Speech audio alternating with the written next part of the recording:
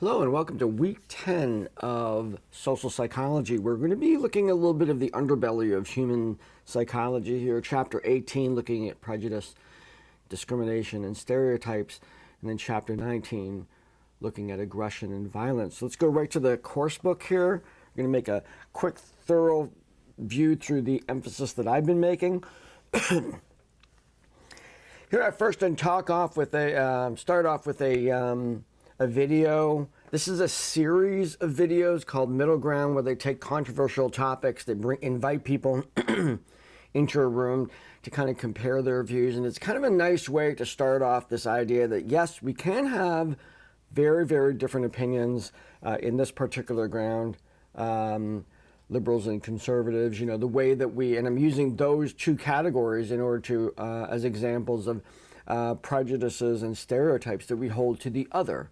And what this conversation does is it reveals that there's lots of middle ground, and that it's really only on the fringes that where we would disagree very much. We go into the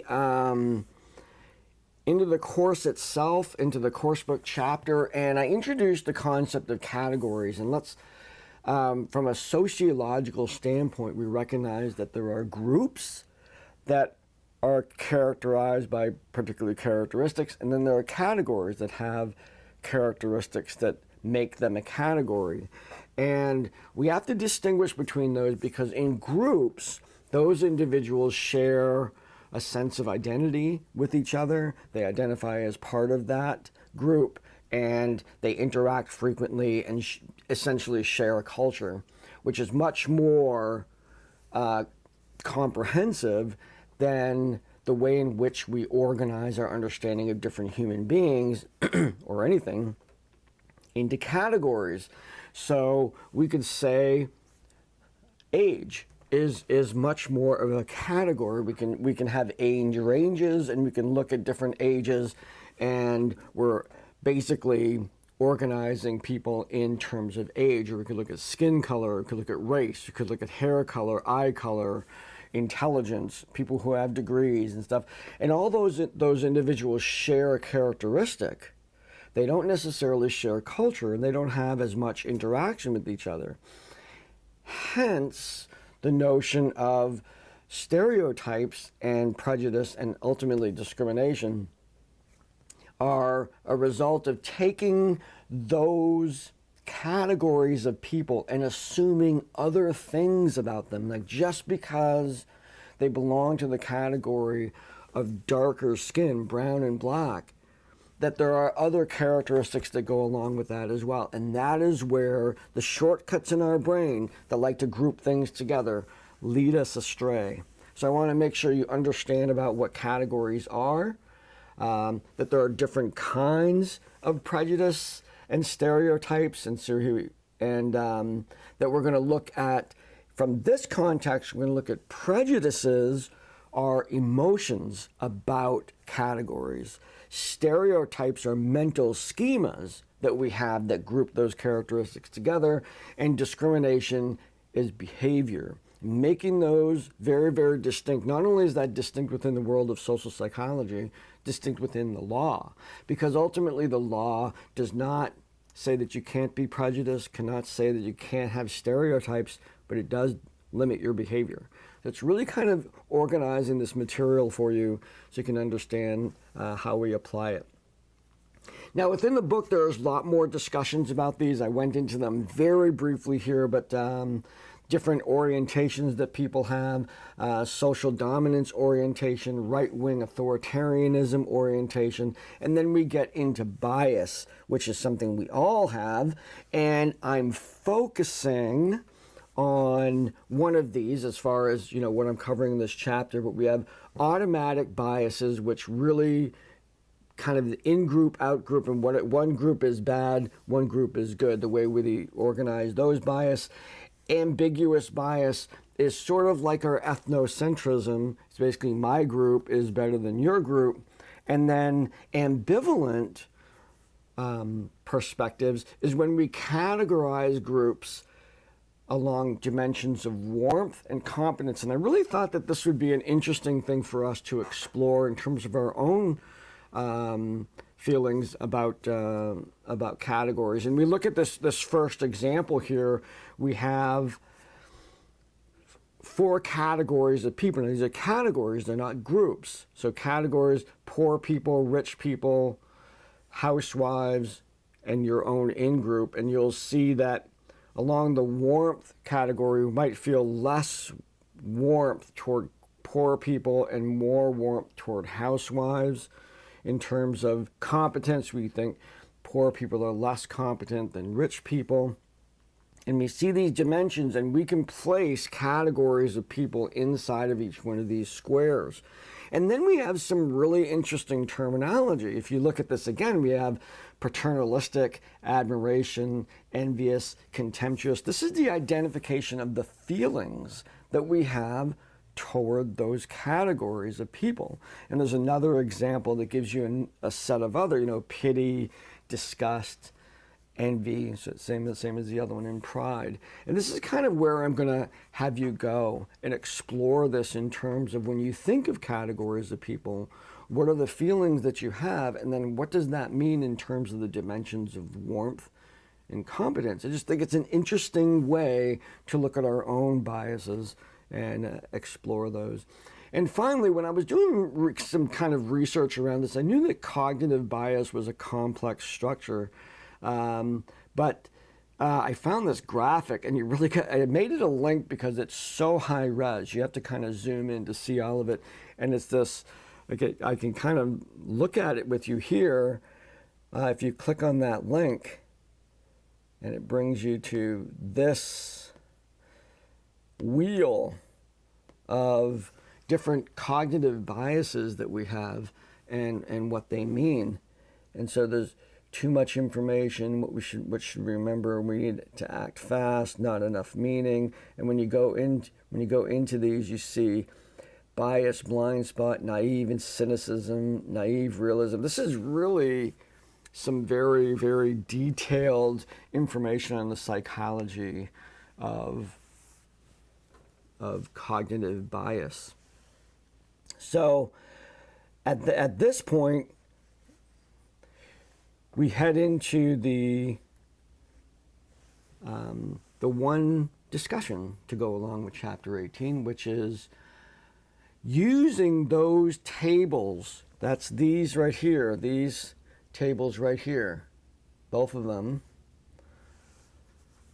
regarding your tendency toward feelings about other groups and discussing about that. Where does this hit kind of relevant to you? Now, this is somewhat of a reveal, somewhat of a self-disclosure, and it's okay to qualify those with, I really don't necessarily feel this way, but it might be the first reaction that I have. And so it would be, it's kind of a sharing moment, and be kind to yourself and be kind to the other people in the class. Now, we switch gears a little bit, and we head into the chapter on aggression and violence. And in this particular chapter, I spend some time in the attention section going over a little bit of the political platform that I discuss at the end of the chapter, and I'll get to that in a bit, and that is the ever-growing threat of white supremacy in the United States right now. And we do look at the dark side here of human nature, and we get into violence and aggression. And we start off with the notion of war, probably the most devastating of all the human encounters that are out there. And I bring you to 2 videos, and these are very, very important videos to me personally. I found them very moving, and I try to include them whenever I can. The first movie is an award-winning animation that describes the totality of human devastation that happened in World War II, the most devastating human conflict in history. It also places that war in context with the current day today, which, if we just looked at the news, we would think that there's violence all over the place and that there's been an increase in violence. But we're actually, from a statistical point of view, we're in the long peace.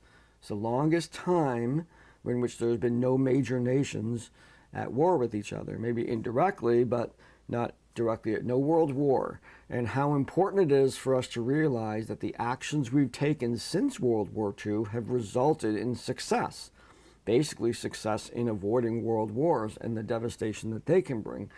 That doesn't minimize in any way the various at least 20 plus conflicts that are going on in the world right now and the devastation those bring to individuals and families and communities. It does not mean to make those meaningless, but it does place them in context. Now, the other video that I have is from one of my favorite current modern day psychologists, and that's Steven Pinker, who, not so much as a positive psychologist, but as a social psychologist, takes a look at the statistics of things that are going on in the world and gives us, rather than the negative downplaying sort of process of humanity, he really paints a very different picture that the world is a much better place, particularly in that big picture, than where we used to be.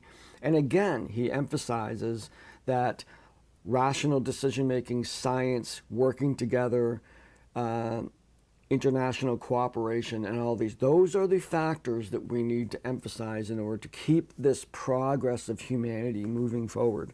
And he takes some time with that in his video. So I really want you to watch these two videos. The World War II one is striking. It should strike you to the soul as to how much human devastation there was in that war, and why, personally, nationally, we don't want another war. We do not want to seek those conflicts out.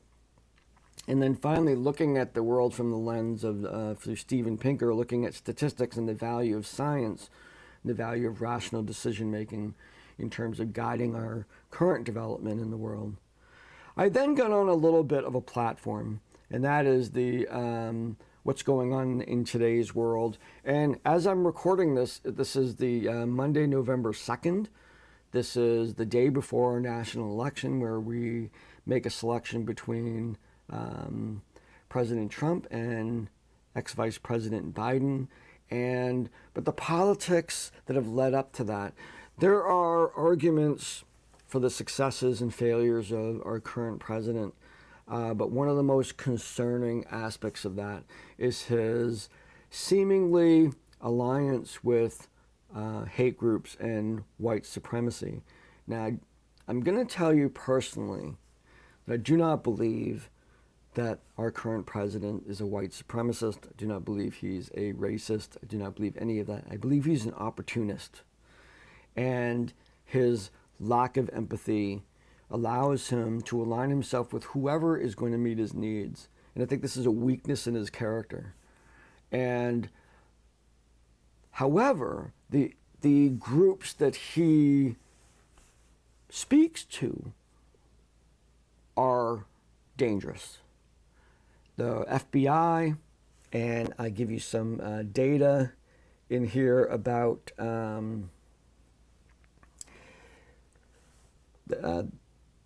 FBI and the Center for Strategic and International Studies identify right-wing extremist groups, or they might call themselves militias. These are terrorist organizations who right now account for the vast majority of terrorist activity in the United States. These are real events that are happening, real destruction, real killing, and those kinds of things. Far outpacing Islamic terrorism and Al-Qaeda and those kinds of threats to America. And when we have an opportunist who is speaking that language, in his mind, maybe simply to get that base vote, it has a consequence that I think is extremely dangerous. And so it takes some time to kind of look at that and get our heads wrapped around that notion that we're sort of in a dangerous place right now. There are some people, as we head into tomorrow's election, where there are some who are concerned that some of these groups may actually act out. And we're concerned about any group acting out, left or right, and hoping for a peaceful transition through this time, whether it's a transition into a continued Trump presidency, making the best out of that, or transition into a new presidency, that we, as emphasized in Steven Pinker's book and his video, that we can do this peacefully, rationally, with science, and address our problems, and do that in a way that works for everybody. So, so for this particular chapter, the discussion, I'm going to have you focus on the World War II video and Steven Pinker's, which I think are enlightening. I think these are viewpoints that you may have never heard before, and might be difficult to get your head wrapped around. So I want to have a discussion about that. And then I move on. I'd like to hear from you on a, on, I'll be the only one that sees it, rather than making a discussion, is what you think about my little platform there of about our current election. Of course, by the time you get to some of this, the election may be over. We might be seeing some evidence or non-evidence of this kind of thing. But this will be a chance to kind of let me know how you think about that. Now, it's very important, as I did, I provided evidence. So if you have a viewpoint, I would expect that in this particular quiz that you support your viewpoint with the evidence. And so it's going to be an intellectual discussion rather than an emotional one. And let's see if we can practice that particular skill and have rational arguments about what we're talking about. And so that's kind of a challenging time and challenging chapters, timely chapters to be talking about at this point of transition in our country. So I wish you luck with all that, and I will see you online.